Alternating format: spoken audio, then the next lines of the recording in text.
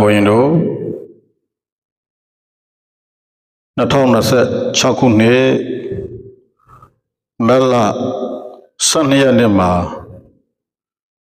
စာမေတ္တာသာမဏေကျော်စာသင်တိုက်ရဲ့တိုက်တီ10နှစ်ပြည့်အထင်အမှတ်ဖြင့်ကိုရင်တို့ရဲ့သတင်းသုံးနေသောဒီစာမေတ္တာသာမဏေကျော်စာသင်တိုက်ကို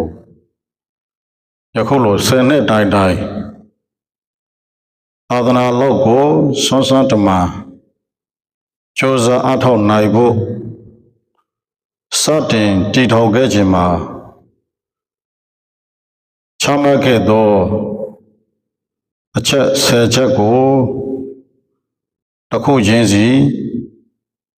ပြောပြပေးမှာဖြစ်တယ်အဲ့တော့အားလုံးစာမေတ္တာသာမဏေကျော်စာသင်တိုက်နဲ့ပတ်သက်ပြီးတော့စာမေတ္တာပုံရိပ်ဆိုပြီးတော့အမည်ပေးထားတယ်စာမေတ္တာပုံရိပ်1ပုံရိပ်2ပုံရိပ်3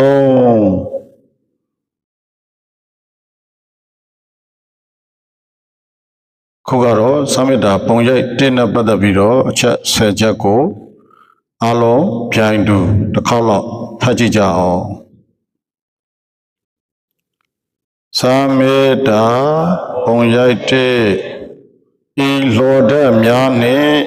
စာမေတ္တာ institution ကိုတပြိုင်တည်းရွတ်စေခဲ့ပြီး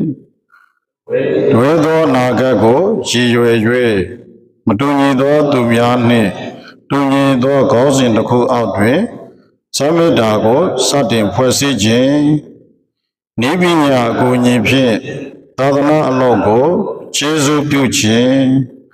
ခင်းနှင့်လျောညီစွာစီမံခန့်ခွဲခြင်းသံဃာနှင့်ဥပါဒကရေးကိုကောပြားစွာ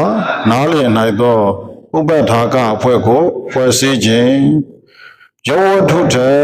စာသင်သောရင်းမြစ်ကိုပုံမဦးစားပေးပြိုးထောင်ပေးခြင်းစာသင်သားကိုသာငဲ့ကွက်ပြီးစာရိုက်တာသီလနှင့်ဝါရိုက်တာသီလကို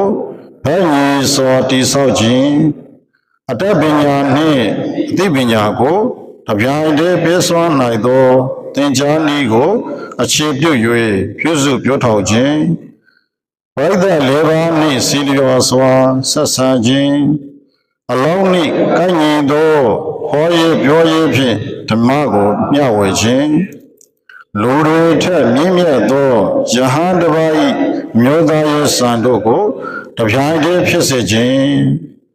ဤ10ချက်သောလောဒတ်တို့ဖြင့်